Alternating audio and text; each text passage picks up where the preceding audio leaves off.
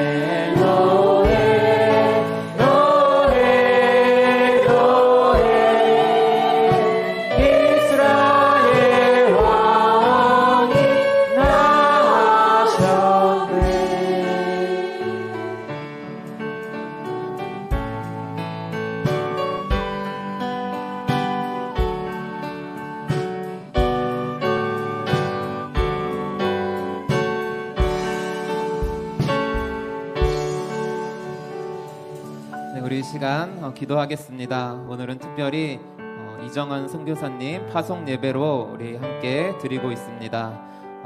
이스라엘의 왕이 나셨다는 그 기쁜 소식을 전하시러 러시아로 나아가는 선교사님 가정 위에 그 사역 가운데 함께 해달라고, 또한 이 시간 말씀 전하실 때 함께 해달라고 우리 이 시간 주님의 이름 한번 부르시고 기도하며 나아가겠습니다.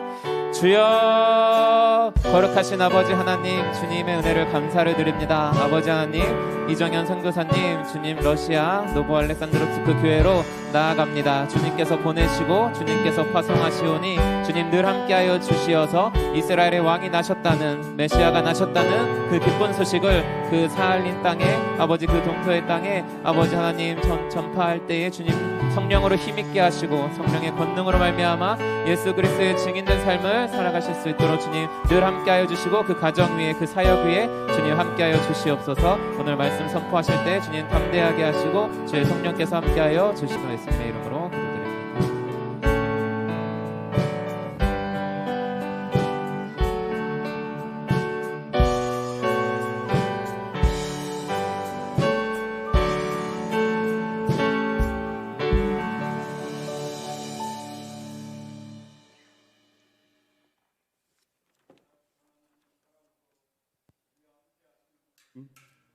주님께 감사와 찬양과 영광을 올립니다. 오늘 선교사님 파송 예배를 드리게 해주심을 감사드립니다. 죄와 허물로 가득 찬 저희를 사랑으로 용서하여 주시고 주님의 자녀 삼아 주심을 감사드립니다. 날마다 세상 유혹에 무너지고 넘어지는 저희들을 불쌍히 여기시고 용서하여 주옵소서.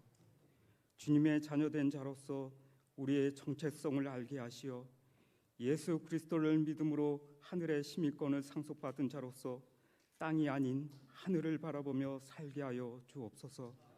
주님, 저희는 이 세상을 살아갈 때 여러 문제와 어려움으로 인해 우리의 눈은 하늘이 아니라 땅을 바라볼 때가 많이 있습니다. 저희의 연약함을 불쌍히 여겨 주옵소서. 힘들고 어려운 고난과 시험이 찾아와도 그 모든 과정 속에서 우리를 더 믿음으로 단련시켜 주시고 주님의 사랑으로 세워가시는 하나님을 바라보며 승리의 삶을 살게 하여 주옵소서. 더욱 말씀 충만, 기도 충만, 성령 충만한 삶을 살게 하여 주옵소서. 이제 곧 성탄절을 맞이합니다. 우리를 구원하여 주시기 위하여 이 땅에 오신 주님, 주님이 오신 이 기쁜 소식을 온 세상에 알리게 하시고 주님의 참 사랑을 나누며 하늘에는 영광, 땅에는 평화를 허락하신 주님께 감사와 찬양을 드리게 하여 주옵소서. 주님이 이 땅에 오심으로 구원의 길이 열렸으며 진리와 생명을 얻게 하시니 감사드립니다. 주님이 오신 이 복된 소식과 주님의 사랑이 온 세상에 가득하게 하여 주옵소서. 이제 어느덧 한 해의 마지막 12월이 얼마 남지 않았습니다. 한 해를 잘 마무리하게 하시고 한 해 동안도 신실하게 인도하여 주신 주님께 감사드리는 시간들 되게 하옵소서. 한 해를 보내는 아쉬움도 있지만 새로운 한 해를 허락하신 주님께 감사드리며 새해를 더욱 말씀과 기도로 준비하게 하옵소서. 지금까지 에베네셀의 하나님께서 우리와 함께 하셨으니 이후로도 더욱더 함께 하실 줄 믿습니다. 새해에는 더 큰 믿음과 소망을 가지고 살아가게 하옵소서. 오늘 사할린 노브 알렉산드롭스크 교회로 이정현 선교사님 파송 예배를 드리게 하심을 감사드립니다. 파송되는 선교사님 가족을 축복하여 주시고 선교사님께 성령 충만함과 믿음을 더하시사 사역지에서 만나는 어려움들이 있을지라도 믿음으로 잘 이겨내게 하시고 주님의 이름으로 승리하게 하옵소서. 파송된 사할린 지역 모든 교회들이 연합하여 하나 되게 하시고 러시아 사할린 땅이 복음으로 가득 차게 하옵소서. 이제 말씀을 드리려 합니다. 말씀 앞에 우리의 모든 생각들을 내려놓길 원합니다. 이정현 선교사님께 성령 충만함을 더하셔서 오늘 들려주시는 귀한 말씀 속에 성령의 은혜가 가득 차게 하여 주옵소서. 사랑과 은혜가 풍성하신 예수님의 이름으로 기도합니다. 아멘.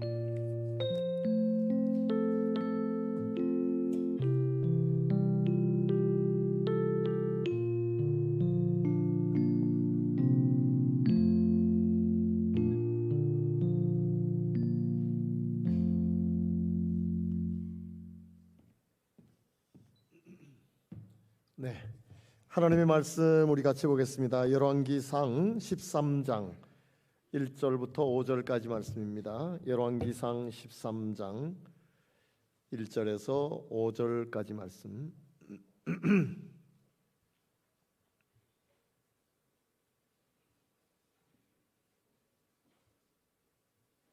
네, 찾으셨으면 1절부터 5절까지 우리 같이 읽겠습니다.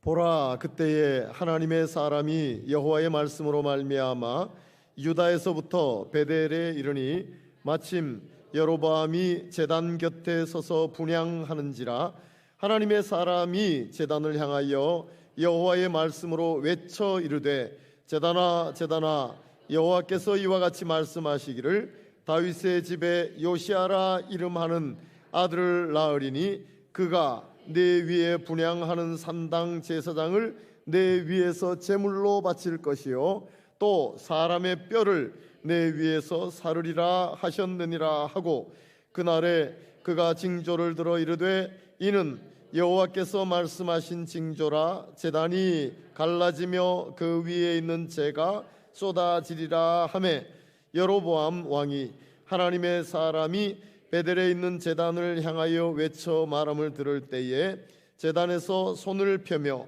그를 잡으라 하더라. 그를 향하여 편 손이 말라 다시 거두지 못하며 하나님의 사람이 여호와의 말씀으로 보인 징조대로 제단이 갈라지며 재가 제단에서 쏟아진지라. 아멘. 네, 이 말씀으로 하나님의 사람이라는 제목으로 이정현 선교사님 말씀을 주실 텐데 너무 좋은 분이 노브 알렉산드롭스크로 오시게 됐습니다.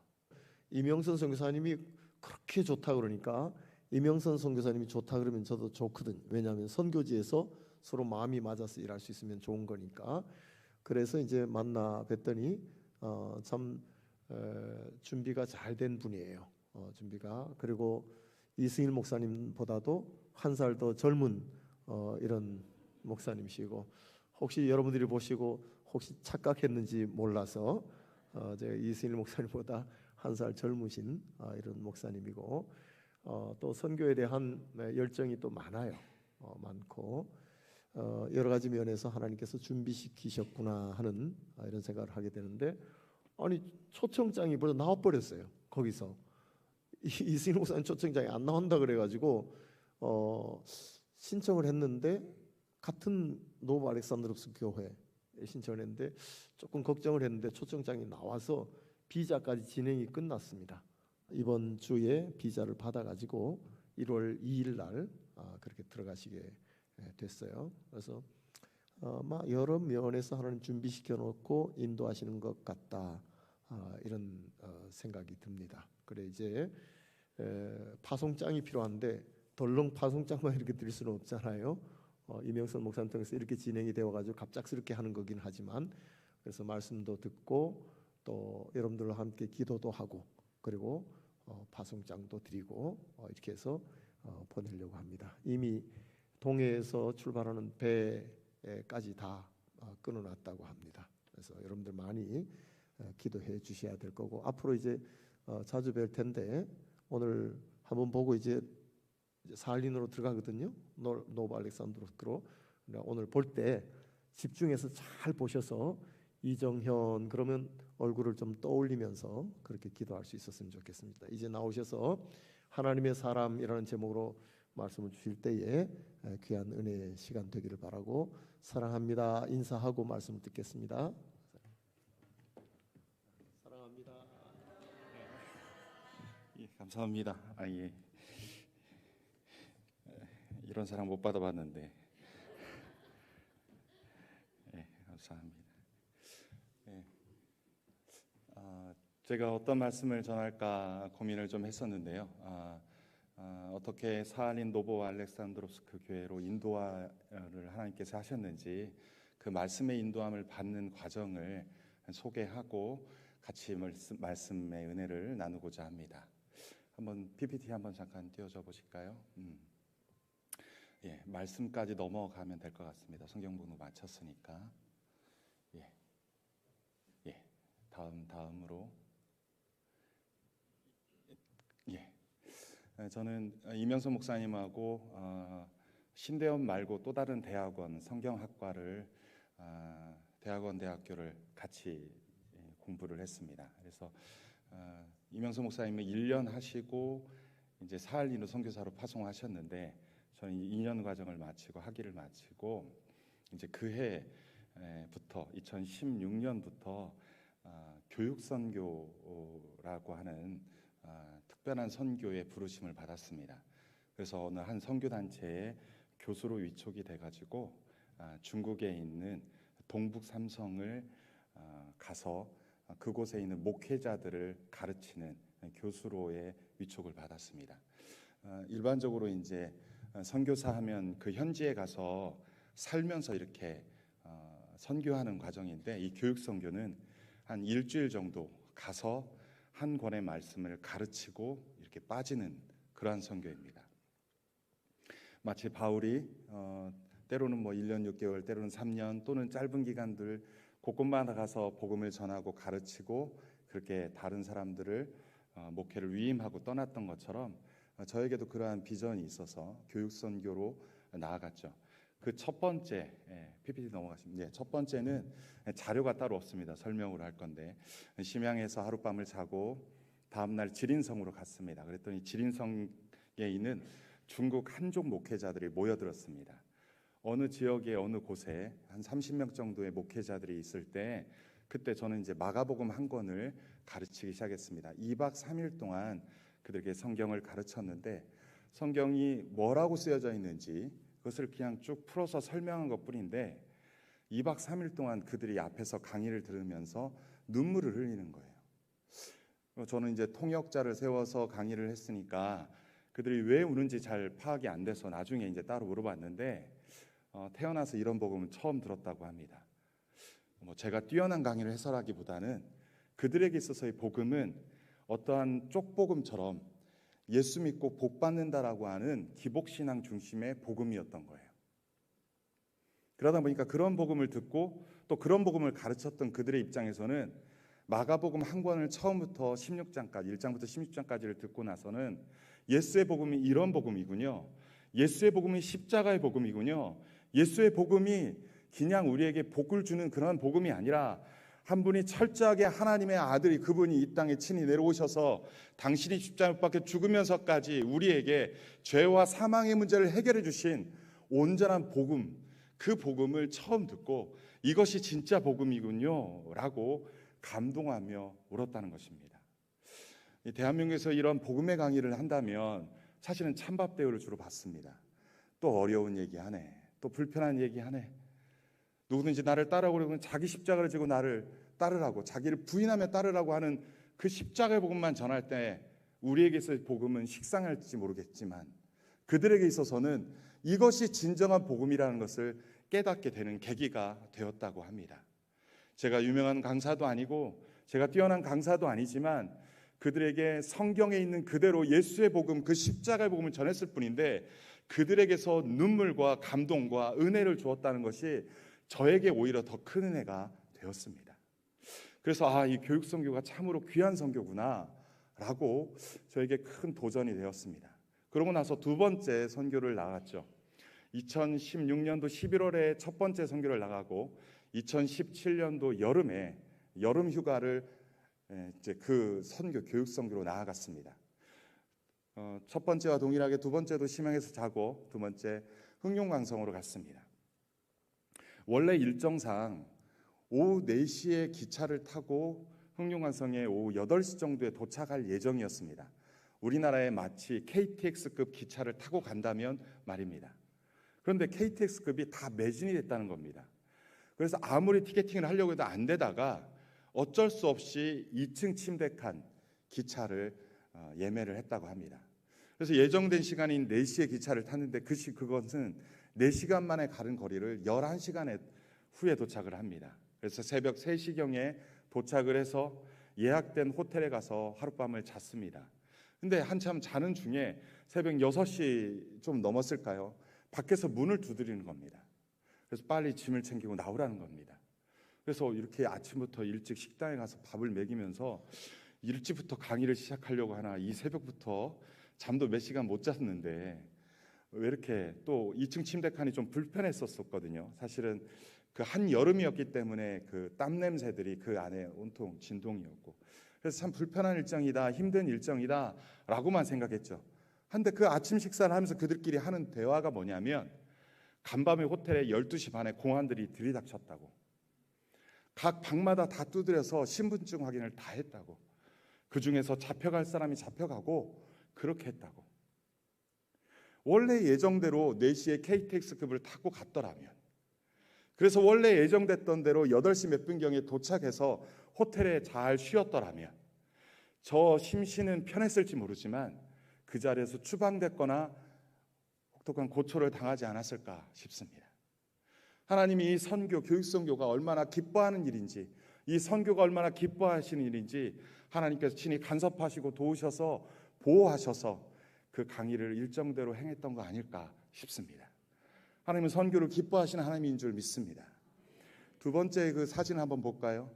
그 선교장의 현장에 가서 보면 가능하면 현지인과 같은 복장을 하라고 그래서 밑에는 추리닝 같은 걸 입고 위에 면티 같은 걸 입었습니다. 좀 배가 실루엣이 좀 나왔네요, 그죠? 그렇지만 열심히 강의하는 현장입니다. 다음 장 넘겨볼까요? 그 다음 장, 그 다음 장도 넘겨도 됩니다. 이들이 아주 빽빽하게 들었습니다. 이들도 마찬가지로 목회자들이 모여서 한 권의 성경을 배우는 과정이었습니다. 얼마나 열의가 가득 찼는지 그 하나하나를 미리 강의안을 보내면 중국어로 번역하여서 그들이 메모할 거 메모하고 이렇게 하는데 정말로 큰 은혜였고, 특별히 그런 사건이 있은 다음에 제 안에 더 큰 은혜가 있으니까 더 큰 은혜로 전했겠죠. 마지막에 이 두 번의 강의들을 했을 때마다 목회자들이 앞에 나와서 안수기도 해달라고, 또 저기 성령관성에서는 그 주위에 있는 동네 주민들도 아주 깐난하기까지 들쳐업고 나와서 안수해달라고. 중국은 그러한 분위기가 있다고 합니다. 정말로 그 축복받고자 하는 그러한 열망, 그런 간절함이. 근데 예수의 복음이 그러한 복을 준다라고 여기면서 그렇게 들었는데 목회자들이 저렇게 강의를 열심히 듣는 모습입니다. 그렇게 두 번의 교육 선교를 하고 제 안에 뜨거움이 있었죠. 그리고 2018년도에는 동기 목사님인 이명성 목사님이 사할린에서 와서 강의 한번 해달라고 그래서 가는 과정입니다. 세 번째 한번 볼까요? 사진으로 넘어가면 됩니다. 이것은 신안촌의 사진입니다. 역시 여러분 혹시 블라디보스톡에 가면 신안촌이라는 곳이 있다고 합니다. 저 장면은 1920년 3월 1일 날 3.1 만세운동을 벌였던 사진이라고 합니다. 태극기가 보이고 3월 1일인데도 불구하고 세상은 사람만 새카마지 온통 하얀합니다. 눈으로 가득 덮였던 것 같습니다. 우리나라는 3.1 운동이 언제 일어났습니까? 1919년이죠. 근데 저기에는 1920년 3월 1일 날 만세운동이 벌어졌다고 합니다. 왜 그랬을까요? 3.1 독립 만세운동을 벌였던 것은 그 다음에 그쪽에서 저렇게 수많은 사람들이 운집했는데 그때 저런 일이 벌어졌다고 합니다. 저 사진을 들으면서 1880년, 90년대 그러니까 구한말 때 함경북도 사람들이 많이 연해주 그 간도 지역으로 넘어갔다고 합니다. 가서 그 땅을 개간하고 그 속에서 살았는데 점차점차 많아졌고 1937년도에는 17만 명까지 늘어났다고 합니다. 연해주 일대에 대한민국의 사람들이 17만 정도가 있었는데 저 사건이 스탈린에게 보고된 겁니다. 1920년도에 대한민국의 사람들이 저렇게 많은 사람들이 만세운동을 벌인 것들을 보니까 이 민족 가만히 두었다가는 안 되겠다 싶어서 1937년도에 스탈린이 저들을 어떻게 했습니까? 중앙아시아에 흩뿌립니다. 카자흐스탄, 키르기스스탄, 우즈베키스탄 이 17만 명을 수일 내에 그들을 중앙아시아에 흩뿌립니다. 수많은 사람들이 기차에서 또한 그 땅에 가서 엄청나게 많은 사람들이 죽고 사라져서 저들은 지금 그 땅에서 고려인이라 불린다고 합니다. 소수의 한인들이 그 땅에서 살아가는 모습이죠. 두 번째 사진 한번 볼까요? 그들을 중앙아시아에 흩뿌렸던 역이라고 합니다. 저와 이쁜 아내와 두 아이들이 있죠. 이쁜 아내라는 멘트는 종종 해줘야 된다고 해서 그 아들이 초등학교 6학년, 딸이 중학교 3학년 그때 갔습니다.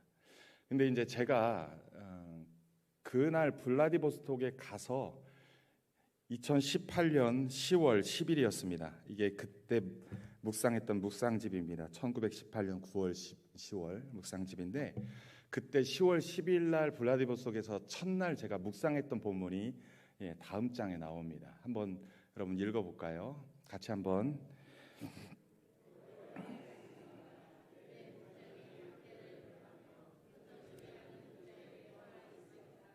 그러므로 이스라엘의 하나님 여호와께서 내 백성을 기르는 목자에게 이와 같이 말씀하시니라. 너희가 내 양떼를 흩으며 그것을 몰아내고 돌보지 아니하였도다. 보라, 내가 너희의 악행 때문에 너희에게 보응하리라. 여호와의 말씀이니라. 내가 내 양떼에 남은 것을 그 몰려갔던 모든 지방에서 모아 다시 우리로 돌아오게 하리니 그들의 생육이 번성할 것이며 내가 그들을 기르는 목자들을 그들 위에 세우리니 그들이 다시는 두려워하거나 놀라거나 잃어버리지 아니하리라. 여호와의 말씀이니라. 여호와의 말씀이니라. 보라, 때가 이르리니 내가 다윗에게 한 의로운 가지를 일으킬 것이라. 그가 왕이 되어 지혜롭게 다스리며 세상에서 정의와 공의를 행할 것이며 그의 날에 유다는 구원을 받겠고 이스라엘은 평안히 살 것이며 그의 이름은 여호와 우리의 공이라 일컬음을 받으리라. 아멘. 그날 블라디보스톡에 갔을 때 그날 아침에 묵상했던 말씀이 이 말씀이었습니다. 1절과 2절은 지도자들을 심판하겠다. 어떤 지도자들입니까? 내 백성을 흩어버린, 내 백성을 그 곤곡 가운데 내버려버린, 고아처럼 내버려둔 지도자가 지도자 역할을 못하여 그 민족이 흩어버려진 그들게 했던 지도자들을 가만두지 않겠다, 심판하겠다라는 말씀입니다. 당시 구한말, 당시 일제치하 때 우리 민족이 아팠고 겪었던 그 고초와 그 아픔이 이스라엘 민족, 그 바벨론에 의해서 포로로 끌려갔던 그 백성의 모습과 어떻게 일맥상통한지, 어떻게 그렇게 딱 맞아떨어지는 말씀인지, 이 민족 가운데 지도자들이 부재로 말미암아 고통당하고 고초당했던 이 민족의 아픔들이 고스란히 제 마음에 와 닿더라고요. 그날의 말씀이 주어진 말씀이 그들을 가만두지 않겠다고 심판하겠다는 심판의 말씀 이후에 3절 4절의 말씀이 이 말씀이 있습니다. 내가 내 양떼에 남은 것을 그 몰려갔던 모든 지방에서 모아 다시 그 우리로 돌아오게 하겠다. 하나님의 회복의 말씀인 줄 믿습니다. 온 세상 열방 가운데 흩어졌던 수많은 주의 백성들을 다시 모아서 하나님의 나라로 드리겠다고 하는 이 엄청난 말씀이 제가 블라디보스톡의 현지에 갔을 때 이 말씀으로 주어진 말씀입니다. 저는 마치 우리 민족이 흩어졌던 그렇게 지도자의 부재, 나라의 그 민족의 아픔들로 인하여서 뿔뿔이 흩어졌던 그들을 다시 모아서 다시금 하나님 품에 드리겠다고 하는 하나님의 회복의 말씀으로 들려졌습니다. 5절 6절의 말씀은 한 가지, 그 가지에서 다윗의 가지, 그 한 가지를 내가 다윗의 가문에서 내가 그를 세워서 그를 통하여서 공의와 정의를 세우겠다, 공의와 정의로 다스리고 통치하는 한 왕을 세우겠다라고 하는 이 약속의 말씀이 저에게는 어떻게 도전이 됐냐면, 모든 민족과 열방 가운데 했던 그 백성들을 다시 모아서 단순히 대한민국으로 드리는 수준이 아니라 여호와 하나님 그 본향으로 드린다고 하는 그 약속의 말씀으로 들렸습니다. 저는 그 약속의 말씀 앞에 감히 서원하지 않을 수 없었습니다. 하나님 할 수만 있다면 이 고려인들을 단순히 대한민국으로 이끄는 그런 목자의 수준이 아니라 하나님의 품에, 하나님의 그 본향에 예수 그리스도가 다스리고 통치하는 그 나라로 드리는 일을 할 수만 있다면 부족하지만 그 일을 하도록 하겠습니다. 2018년 10월 10일 날 아내 몰래 서원했습니다. 아내는 안 울었는데 저 혼자 울었습니다. 그 역에서 울고요, 그 사할린과 블라디보스톡에서 울었습니다. 우리 아내가 지금 얘기합니다. 나는 안 울었는데 왜 혼자 우냐고. 애들도 안 울었습니다. 그러고 나서 사할린으로 갔습니다. 다음 장면 한번 볼까요? 유준호 사할린 교회에 주일 설교하는 모습이죠. 통역을 세우고. 다음 장면 한번 볼까요? 이거는 이제 중보기도 학교를 제가 이틀 동안인가 아마 강의를 했던 것 같습니다. 대상으로 중보기도 학교를 강의를 하고, 그리고 다음 장 한번 볼까요? 저게 무엇인지 여러분들이 아마 이미 다 아실 겁니다. 망향의 탑이라고 하는 당이죠. 사할린에 있는 것이죠. 저기 가서도 또 눈물이 나더라고요. 여러분, 대한민국의 일제 치하에 있을 때, 일제 강점기 때 4만 7천 명 정도의 한인들을 사할린으로 징용해서 석탄으로, 그리고 철광석으로, 그래서 군수물품을 대는 그러한 사람들로 한인들을 끌고다가 징용했던 그러한 장면인데, 45년도에 8.15 해방이 됐는데 일본인들이 떠나면서 곧 돌아올게, 데리러 올게, 배를 보낼게 했는데 돌아오지 않고 그때 얼어 죽고 굶어 죽은 사람들이, 그 많은 사람들이 있었다고 합니다. 하지만 광복 이후에 50년대에 6.25 전쟁이 일어나고 또 무슨 일이 일어났습니까? 자유당 시절 때는 러시아와 일본 눈치를 보느라고 저들을 데려오지도 못했다고 합니다. 그러다가 듣기로 2007년도에 대우건설이 그곳에 공사로 갔다가 한인들이 이야기를 듣고 저거 탑을 설치했다라고 합니다. 죽었던 그 넋을 기리기 위해서 망향의 탑을 쌓았다고 합니다. 저것이 듣기로는 대우건설의 공사 현장에 쓰여졌던 쇠파이프들을 모아서 그렇게 탑을 쌓았다라고 들었습니다.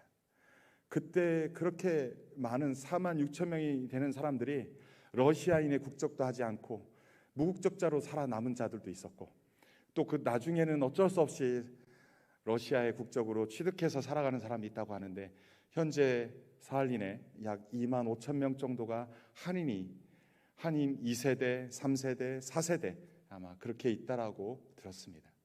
근데 저들의 이야기를 들었는데 또 눈물이 나더라고요. 그래서 하나님이 부르시는 곳이라면 순종하겠습니다라고 했죠. 그러고 나서 5년 동안 아무 일도 일어나지 않았습니다. 무슨 일이 일어날 것만 같았는데 아무 일도 일어나지 않았습니다. 근데 제가 현재 사역했던 사역지에서 부사역자로 7년을 부목사로, 교구 목사로 이제 행정 사역을 하면서 또 사역을 했죠. 이제 그곳에서 사역을 마치고 이제 또 다른 임지로 나아가야 될 때쯤 됐을 때, 그때 여러분들이 같이 성경 봉독을 했던 말씀이 10월 6일 말씀입니다. 한 주간 동안 제가 매일 성경에 나오는 말씀을 새벽 설교를 인도했는데, 금요일 날 이 열왕기상 13장 이 말씀이 제가 설교했던 설교 본문입니다. 저는 사실은 그때까지 청빙을 받으려면 청빙을 받으려고 했거나, 또는 따뜻한 서쪽이나 오일머니가 많은 서쪽이나 따뜻한 남쪽, 어딘가 아시죠? 인자로 시작되고 말자로 시작되는 도, 그런 데 정도 생각을 했었습니다. 아니면 서쪽도 괜찮다고 생각했습니다. 밑자로 시작되는 도 생각을 했었죠. 근데 북쪽은 별로 생각하고 싶지 않았습니다. 근데 그때쯤 이전부터 사할린에서 이명선 목사님 이쪽에 목회자가 필요하다는 얘기가 솔솔하게 저희 동기들 사이에 들렸습니다. 근데 안 듣고 싶었습니다. 죄송하지만 5년 전에 갔다 왔고 그것이 어떤 곳인지는 알지만 그때 안 부르셔서 저는 그것이 아니겠지 하면서 따뜻한, 좀 풍요로운, 좀 넉넉한 그런 쪽만 생각했던 거 아닐까 싶습니다. 그런데 이 말씀이 주어집니다. 13장 1절의 말씀이 이 말씀입니다. 보라, 그때 하나님의 사람이 여호와의 말씀으로 말미암아 유다에서부터 베델에 이르니 마침 여로보암이 제단 곁에 서서 분향하는지라. 이 13장 1절을 보니까 그때, 보라 그때라고 말씀합니다. 이때가 어느 때입니까? 솔로몬 때까지만 해도 남북이 하나였던 이스라엘, 다윗 때부터 솔로몬 때까지 아주 풍요로운 이스라엘, 넘치도록 넘친 이스라엘이었습니다. 그런데 르호보암 시절 때 어떻게 됐습니까? 남과 북이 갈라졌지요. 맞습니까? 북쪽에는 여로보암이, 남쪽에는 르호보암이 그렇게 서로 나뉘어서 다스리던 시절입니다. 근데 하나님께서 여로보암이 통치하는 것을 허락해 주었습니다. 10지파를 북이스라엘에게, 2지파를 남쪽에 있는 유다에 맡겼죠. 하나님의 말씀대로 그 규례대로 잘 지켜서 다스리라고. 그러면 다윗과 약속했던 그 약속을 너에게도 주겠다라고 했었죠. 그런데 여로보암이 하나님의 그 약속의 말씀을 신실하게 듣지 않고 어떤 마음이 들었습니까?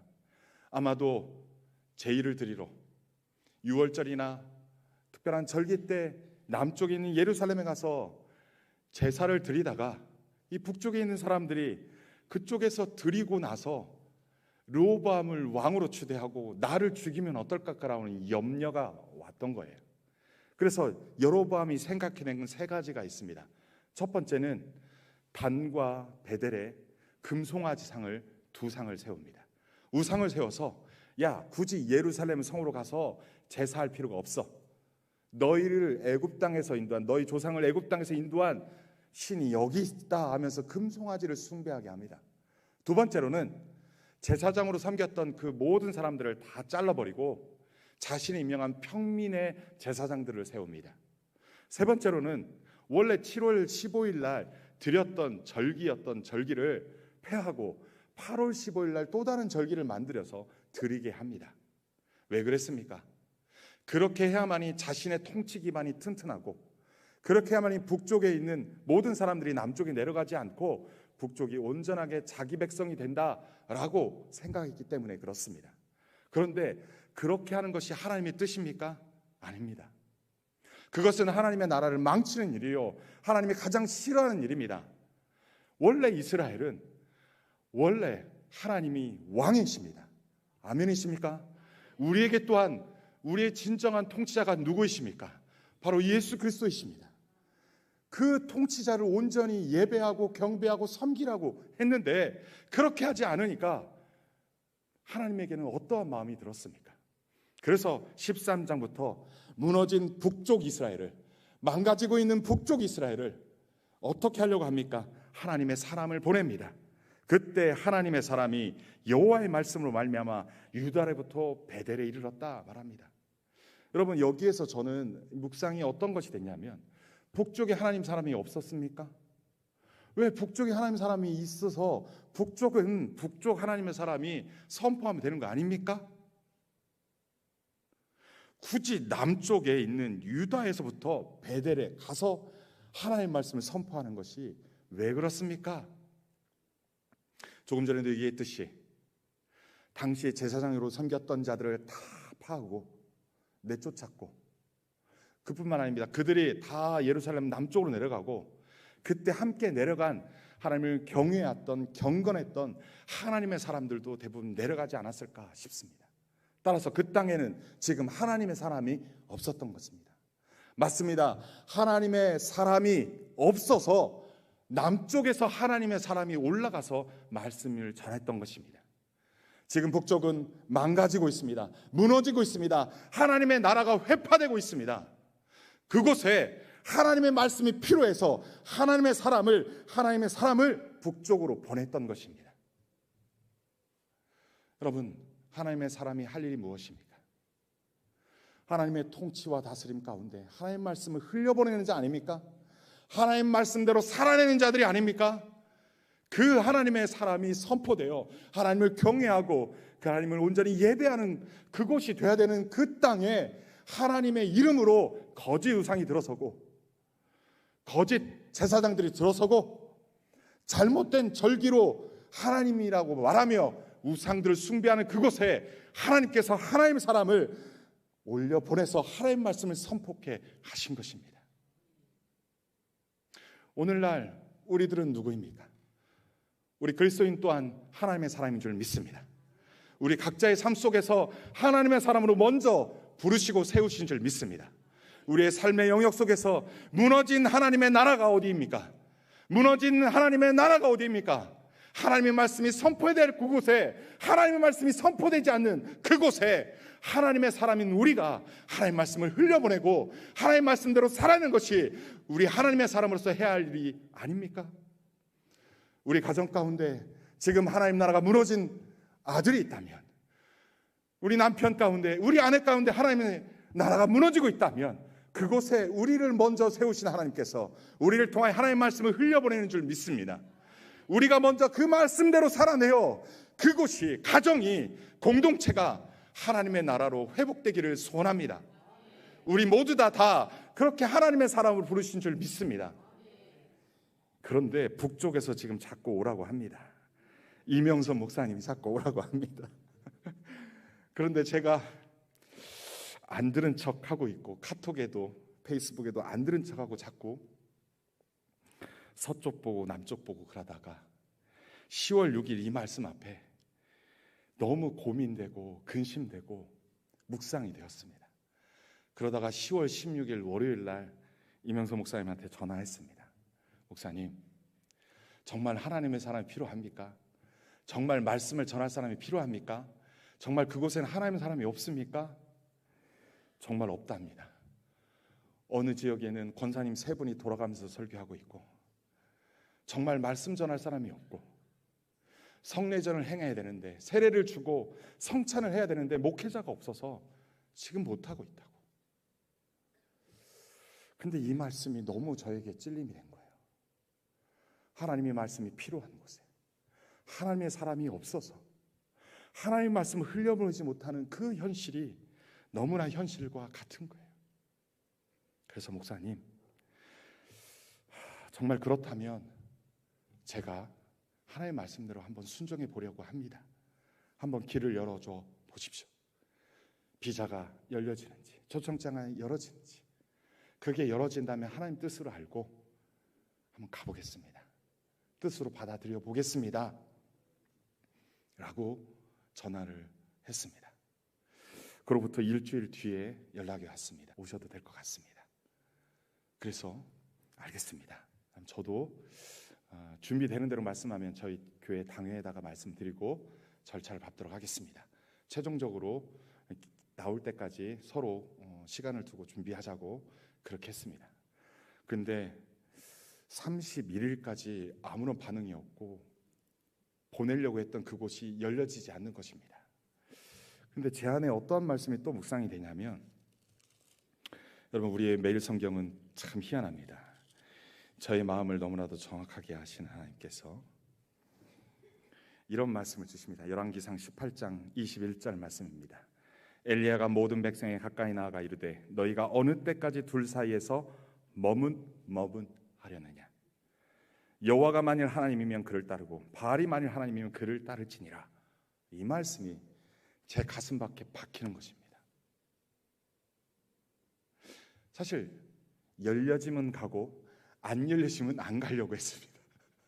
제 마음엔 어떤 마음이 있냐면, 안 열려줘도 감사합니다. 아니, 정확하게 말하면 안 열려지면 감사하겠습니다. 더 좋은 곳으로 예비해 주시면 감사하겠습니다. 이런 마음이 있는지 모르겠습니다.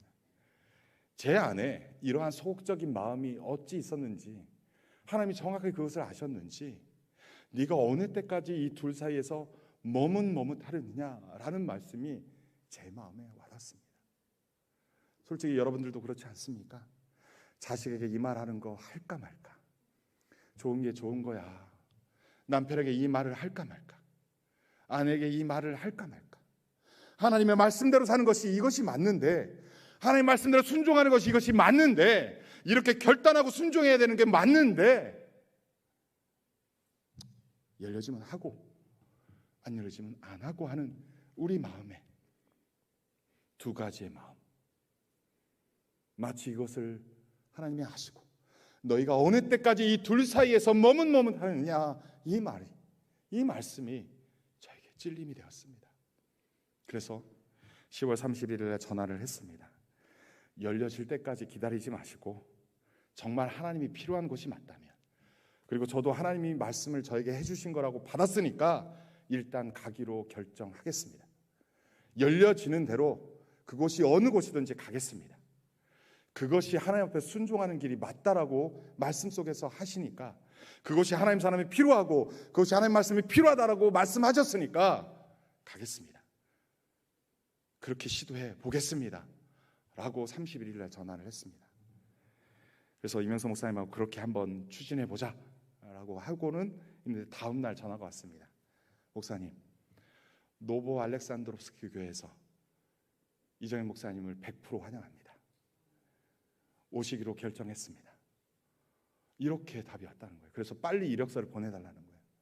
그래서 이력서를 보냈더니 공식적인 문서로 2일날 왔고, 제가 그것을 당회에 제출해서 선교의 절차를 밟게 되었습니다. 전 그래서 참 하나님은 머뭇머뭇했던 제 안에 허리라도 조금이라도 다른 마음들까지도 싹 정리케 하시고 확실한 마음으로 살린 선교사로 보내시고자 하는 하나님의 이 말씀 앞에 저는 승복할 수밖에 없었고 순종할 수밖에 없었던 상황이었습니다. 5년 전에 예레미야서 23장 1절에서 6절 말씀에 흩어졌던 이 백성들 가운데 목자들을 세워서 내가 그들을 불러서 하나님 나라로 드리겠다고 했던 그때 서원했던 기도를 하나님께서는 들으셨고 5년 뒤에 응답되었지만 그 말씀에 순종하여 나아가는 살인의 여정이 되었습니다. 저는 노바알렉산드롭스키 교회가 하시는 하나님께서 예비하신 교회인 줄 믿습니다. 사하린 땅에 정말 갈 곳 없이 그 고국을 잃고 유리방랑하는 그들, 그 잃어버린 영들을 어떻게든 안타까워하시던 그 주님의 마음들이 저에게 고스란히 이렇게 도전이 되었고, 부족하지만 할 수 있는 대로 제가 얼마 동안인지 어떻게인지는 모르겠지만 주님이 이끄시고 인도하시는 대로 이 말씀대로 순종해 나아가려 합니다. 저는 여러분에게 이 말씀 한 가지만 더 도전하고 마치겠습니다. 하나님의 사람. 열왕기상에는 남과 북이 갈라져서 뿔뿔이 흩어지는데 보니까 북쪽에 망가지고 무너지고 하나님 나라가 망가지고 무너지는 걸 보고 13장에 하나님의 사람, 그것도 무명의 하나님 사람을 보냈는데요, 17장부터 열왕기하 2장까지는 예레미야를 들어서 쓰시더라고요. 길앗 사람, 디셉 사람이라고 말하는데 그것은 지방의 출신의 엘리야 선지자였습니다.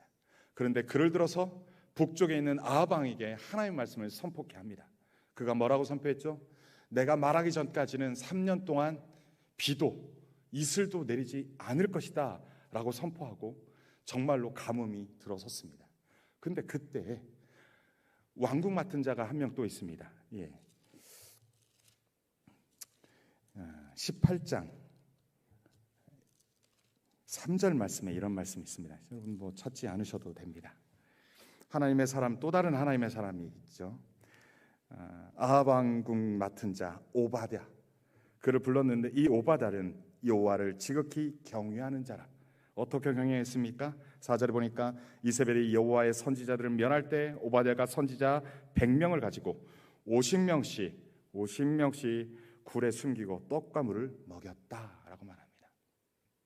엘리야같이 또는 무명의 하나님의 사람처럼 하나님의 말씀이 없는 그곳에 하나님의 사람을 보내서 하나님의 말씀을 선포케 하는 선포하는 하나님의 사람이 있었던가 하면 이 오바댜라는 인물은 하나님의 사람을 돌보는 하나님의 사람이었다라고 묵상이 되어집니다. 그는 하나님의 선지자, 하나님의 사람들을 이세벨이 죽이려 할 때 그 정보를 깨닫습니다. 왕궁 맡은 자니까 이세벨이 하나님의 사람들을 죽이려고 한다는 그 음모를 미리 알았던 거예요. 그래서 어떻게 했습니까? 선지자 100명을 50명씩 따로 굴 속에 못 입고 3년 또는 3년 6개월 동안 그들을 먹였습니다. 그들을 보호했습니다. 그들을 돌봤습니다. 여러분, 하나님의 사람은 꼭 말씀을 전하지 않아도 하나님의 사람이 될 수 있습니다. 어떤 사람입니까? 하나님의 사람을 돕고 하나님의 사람을 세우며 하나님의 사람을 돌보는, 보호하는 사람이 하나님의 사람인 것입니다. 오바댜는 그 일을 잘 감당했던 것입니다. 나는 말씀을 전할 수 없어서 나는 하나님의 사람이 아니다 라고 할 것이 아니라 우리가 할 수 있는 하나님의 사람의 역할들을 감당하면 될 줄 믿습니다. 또 19장에 보니까 엘리야가 18장에서 그 갈멜산에서 전투를 벌였습니다. 바알 선지자 450대 1로 싸워서 450명을 다 죽였습니다. 기억하시죠? 기도 시내가에서 그들을 다 죽였습니다. 그리고 그렇게 용기 승천했던, 용기 백배였던 그가 19장 1절 2절에 이런 말이 있습니다. 아합이 엘리야가 행한 모든 일과 그가 어떻게 모든 선지자를 칼로 죽였는지 이스벨에게 말하니 이스벨이 사신을 엘리야에게 보내어 이르되 내가 내일 이맘때 반드시 네 생명을 저 사람들 중 한 사람의 생명과 같게 하리라. 그렇게 하지 아니하면 신들이 내게 벌위의 벌을 내림이 마땅한지라 라고 말합니다. 이 말이요 엘리야에게 들립니다. 그때 엘리야가 어떻게 했습니까? 깨있고 뭐 아무것도 아니야, 하나님께 기도하면 능히 물리칠 수 있어, 이렇게 했습니까? 아니요. 그 말을 듣자마자 그가 도망합니다. 그가 부엘세바까지 내려가 도망합니다. 그걸로 끝납니까? 그가 또 광야로 들어갑니다. 숨어서 나중에는 그가 나를 죽여주세요, 나를 죽여주세요 라면서 완전히 넉다운 됩니다. 담대히 하나님의 말씀을 선포하며 우상들을 멸하며 그 우상 선지자들을 죽였던 그 엘리야였지만 그가 하루아침에 망가지고 무너졌던 모습을 보게 됩니다. 하나님의 사람도요, 위대한 하나님의 말씀을 선포하는 그 하나님의 사람도 무너질 수 있음을 보게 됩니다. 근데 그가, 하나님께서 네가 왜 여기 와 있느냐, 네가 왜 여기 와 있냐 두 번을 물었을 때 그가 자신이 나는 열심히 특심이 온데 내가 그래서 우상을 섬기는 그들을 다 죽였는데 이제 나만 홀로 남았습니다, 이제 나만 혼자 남았습니다 라고 탄식합니다. 그때 하나님께서 하신 말씀이 있습니다. 19장 18절입니다. 제가 읽겠습니다. 그러나 내가 이스라엘 가운데 7,000명을 남기리니 다 바알에게 무릎 꿇지 아니하고 다 바알에게 입 맞추지 아니한 자니라 말씀합니다. 하나님께서는 엘리야를요, 다음 세대를 일으키는 다음 선지자와 그러한 일들을 잘 감당케 했어요. 하지만 이 마지막 18절에 그러나 내가 이스라엘 가운데 7,000명을 남기리니, 완전수를 남기리니 다 바알에게 무릎 꿇지 않았고 바알에게 입 맞추지 않은 자다라고 말합니다. 저는 이 말씀에 어떤 도전이 됐냐면, 하나님의 일은, 하나님 나라의 회복은, 무너졌던 하나님 나라의 회복은 혼자 하는 일이 아니구나. 혼자 하는 일이 아니구나. 목회자 혼자 하는 일이 아니요, 선지자 혼자 하는 일이 아니라 바알에게 입 맞추지 아니하고 바알에게 무릎 꿇지 아니하는, 하나님을 경외하는, 그렇게 중보기도 하는 자들이 함께 할 때 이 사역을 온전히 감당할 거 아닌가라는 묵상이 되었습니다. 우리가 모두 다 하나님의 사람이라 할지라도, 하나님의 나라를 회복하는 하나님의 사람이라 할지라도 우리가 할 수 있는 일의 한계가 있다고 생각합니다. 어떤 사람은 말씀 맡은 자로서 하나님의 말씀을 선포하고 흘려보내는 자로 살 것이고, 어떤 자는 그 말씀을 흘려보내는 하나님의 사람들을 돌보고 세우는 사람일 것이고, 어떤 사람은 그렇게 하지 못한다 할지라도 무릎으로 기도하며 무릎으로 하나님 나라를 위하여 기도하는 그들로 말미암아 하나님 나라는 튼튼히 세워질 줄 믿습니다. 하나님 나라는 견고히 세워질 줄 믿습니다. 그래야 그들의 하나님 나라가 연합되어져서 물이 바다 덮음 같이 온 세상 가운데 여호와의 영광을 인정하는 자들이 넘쳐날 줄 믿습니다. 우리 모두 다 그렇게 하나님의 사람으로 부르신 줄 믿습니다. 저와 여러분이 누구는 선교지로 나가는 선교사로, 누구는 말씀 맡은 자로, 누구는 어떠한 자로 세울지 모르겠으나 저마다 부르신 소명의 자리에서 나 혼자만이 하는 일이 아니라 우리 각자의 소명의 자리에서 하나님이 부르신 소명에 따라 순종함으로 하나님 나라를 견고히 세우는, 그 무너졌던 하나님 나라를 견고히 세우는 저와 여러분 되기를 소원합니다. 그래서 무너졌던 가정이 세워지고, 무너졌던 공동체가 세워지고, 무너졌던 선교지가 세워지는 그러한 은혜가 있기를 주님으로 간절히 축원합니다. 이 시간 잠깐 함심해서 기도했으면 좋겠습니다. 하나님께서는 우리를 다 하나님의 사람으로 부르신 줄 믿습니다. 저마다 소명의 자리, 저마다 사명의 자리로 부르신 줄 믿습니다. 나는 하나님의 사람이 아니다라고 말하지 마시고, 변명하지 말으시고, 나를 부르시는 그 소명의 자리에서 하나님 말씀을 살아내는 자, 하나님 말씀을 흘려보내는 자, 하나님 사람을 돕는 자, 하나님의 나라를 위하여 기도하고 중보하는 자로 우리를 부르신 줄 믿습니다. 저마다 그 소명의 자리에서, 하나님 내가 그 소명의 자리에서 그 소명을 다하는 자 되게 하여 주옵소서. 하나님의 사람이라는 정체성을 가지고 말씀 붙잡고 살아내는 자, 말씀을 흘려보내는 자, 말씀 따라 순종하는 자로 말미암아 우리의 가정이 회복되게 하여 주시옵소서. 우리의 공동체가 회복되게 하여 주옵소서. 우리의 선교지가 회복되게 하여 주시옵소서. 우리 합심하여 함께 기도하겠습니다. 전능하신 아버지 하나님, 우리 가운데 하나님의 나라를 허락하여 주시고 회복을 명하여 주시니 감사합니다. 우리를 하나님의 사람으로 부르신 줄 믿습니다. 부족하지만 우리의 소명의 자리에서 나만 홀로 남았다고 고백하는 자들이 아니라 아버지 하나님, 온전히 우리가 함께 통역하며 연합하며 우리에게 주어진 그 소명의 자리에서 주님의 말씀 따라 온전히 살아가는 자 되게 하여 주시옵소서. 주님의 말씀을 잘 흘려버리는 자 되게 하여 주시옵소서. 하나님의 말씀을 잘 흘려버리는 자, 그렇게 말씀을 잘 살아내는 자 됨으로 말미암아 우리의 가정이, 우리의 공동체가, 우리의 선교지가 주님의 나라로, 주님의 다스림과 통치로 충만한 나라로 온전히 회복시켜 주시옵소서. 하나님 인도하여 주시옵소서. 사랑이 많으신 아버지 하나님, 북이스라엘의 멸망을 보시고 안타깝게 여기시며 하나님의 사람을 세워 그 땅으로 하나님의 사람을 보냈던 그 하나님의 마음, 무엇보다도 그 하나님의 열심을 보았습니다. 하나님, 우리에게 무너진 곳이 어디입니까? 우리의 땅에 무너진 곳이 어디입니까? 하나님의 나라가 무너지고 있는 곳이 어디입니까? 하나님, 우리를 먼저 그 소명의 자리에 하나님의 사람으로 파송한 줄 믿습니다. 우리의 가정 가운데 무너진 것들을 회복시켜 주시옵소서. 우리의 공동체 가운데 무너진 것을 회복시켜 주시옵소서. 우리의 선교지 가운데 무너진 것들을 회복시켜 주시옵소서. 우리가 먼저 말씀에 순종하길 원합니다. 우리가 먼저 하나님의 사람이라는 정체성을 가지고 그 땅에서 하나님의 말씀을 흘려보내며 하나님의 말씀을 살아내므로 말미암아 우리를 통하여 그 땅이 회복되게 하여 주시옵소서.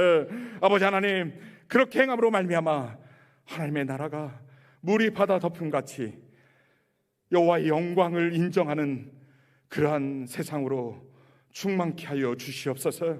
우리의 가정이, 우리의 공동체가, 우리의 선교지가 주님의 영광을 인정하는 그러한 나라 되게 하여 주시옵소서.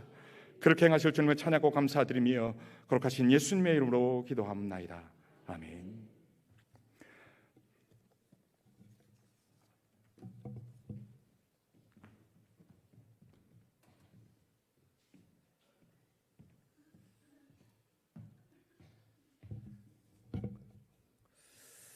네, 우리 또 이정현 선교사님 말씀을, 귀한 말씀 주셔서 감사한데, 이 시간에는 파송장을 드리도록 하겠습니다. 우리 이정현 목사님.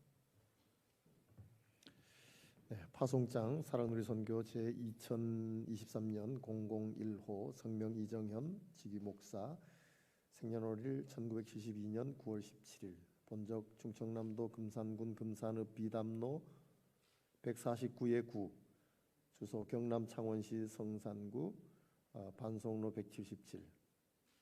위 사람은 본 사단법인 사랑누리 선교회 이사회에서 러시아 노브 알렉산드롭스크 교회 선교사로 파송하기로 결의하기에 이에 파송장을 수여함. 주후 2023년 12월 17일 사단법인 사랑누리 선교회 회장 권성대 목사.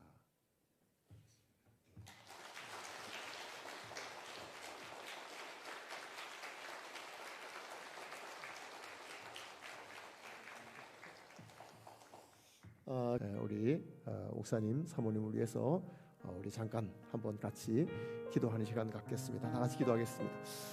하나님 아버지, 주님께서 사랑하시는 우리 이정현 목사님, 또 이격희 사모님, 하나님께서 부르셔서 하나님 사할린 노브 알렉산드롭스크 교회로 가게 됩니다. 하나님께서 함께하여 주셔서 무엇보다도 언어 문제에 어려움이 없게 하여 주시옵소서. 특별히 통역자 세우는 문제도 주님께서 간섭하여 주셔서 하나님 형통하게 잘 이 문제들이 이루어질 수 있도록 주님 역사해 주시옵소서.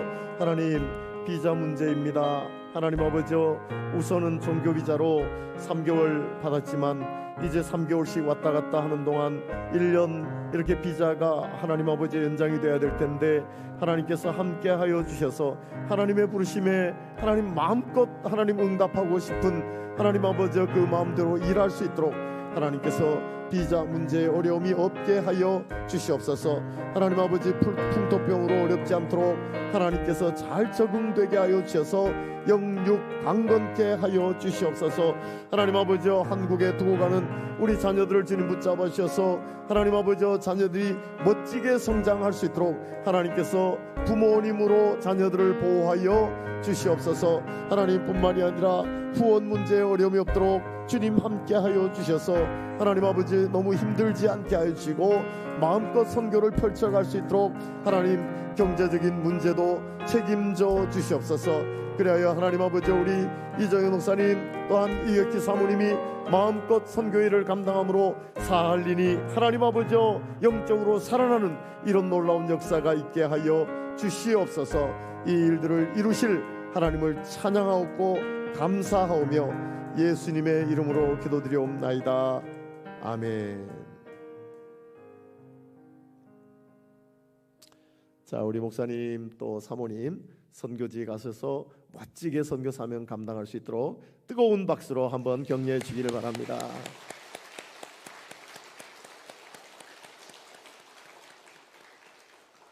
네, 이제 사모님 들어가시고 목사님 앉으시고 우리 찬송가 505장 찬송 우리 같이 하시겠습니다.